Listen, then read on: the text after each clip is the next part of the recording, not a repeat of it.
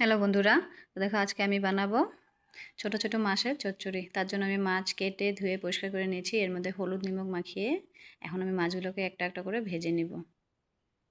এভাবে রান্না করে খেয়ে দেখবে, খুবই ভালো লাগে। মাছগুলো আমার ভাজা হয়ে গেছে। এখন এখন আমি কড়াইয়ে তেল দিয়ে দিব।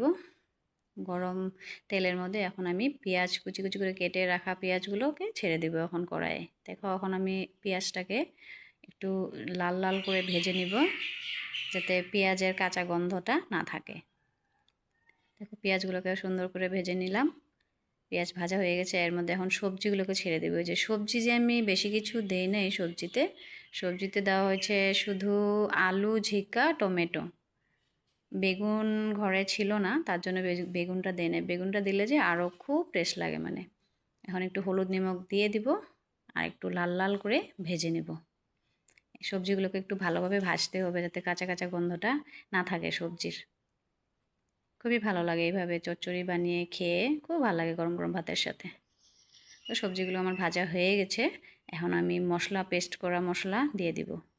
মশলাতে বেশি কিছু দেই নাই আমি। মশলাতে শুধু জিরা গুঁড়ো আর কাঁচা লঙ্কা, এই দুইটাই আমি পেস্ট করে এখন এই যে সুন্দরভাবে মশলাটাকে কষাতে হবে। মশলাটাকে যত কষাবে অতই টেস্ট আসে। এখন একটু নিমক দিয়ে দিব, হলুদ দিয়ে দিচ্ছি আমি। এখন হলুদ নিমক দিয়ে এটাকে আবার সুন্দরভাবে লাড়াচাড়া দিয়ে মশলাগুলোকে কষাতে হবে। যতক্ষণ না মশলা থেকে তেল ছেড়ে দিচ্ছে ততক্ষণ মশলাটাকে কষাতে হবে। আর সবজি তো মানে কষানোর উপরে টেস্টটা আসে।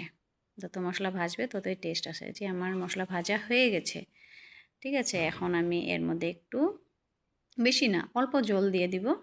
এটা তো আমি একটু শুকনা শুকনা করে বানাবো, ঝুল ঝুল না। এটা চচ্চড়ি মানে শুকনা শুকনা, ঝুল ভালো লাগে না খেতে। এর মধ্যে এখন জল দিয়ে দিয়ে দিব আমি অল্প করে। জল দেওয়ার পরে একটু ফুটবে জলগুলা। ঝোলটা একটু ফুটার পরে এরপরে আমি এর মধ্যে ওই যে মাছগুলাকে যে ভেজে রেখেছিলাম মাছগুলোকে দিয়ে দিব। দেখো ঝোল আমার ফুটে গেছে। এখন আমি এর মধ্যে মাছগুলোকে দিয়ে দিব। মাছগুলোকে হালকা হালকা করে ভেজেছি, বেশি কড়া করে ভাজলে যে ভালো লাগে না, হালকা করে ভাজতে হয়। এখন 10 মিনিট মানে এটা ফুটবে, ঝোলগুলো শুকিয়ে যাবে। আলুর ভিতরে ঝোলটা যাতে চলে যায়, আলুটা সিদ্ধ হয়ে যায়, ওভাবে এটাকে ফুটিয়ে নিতে হবে। তো দেখো আমার ঝোল প্রায় হয়ে গেছে। চচ্চড়িটা এখন আমার নামাতে হবে।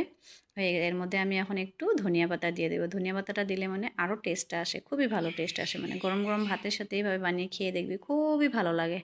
দেখো আমার কালারটা কীরকম হয়েছে আজকে চচ্চড়ির, তোমরা আমাকে একটু জানাবে, ঠিক আছে? তোমরা থ্যাংক ইউ বন্ধুরা।